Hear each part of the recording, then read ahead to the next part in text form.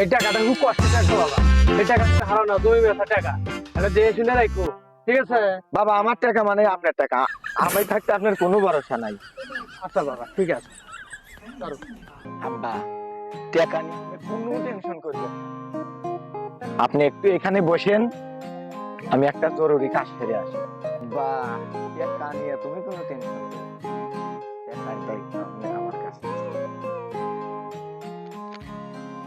গেদা কত হলে গেল, এখন তো টেহা নিয়ে আসে না, কিন্তু বুঝতেছি না।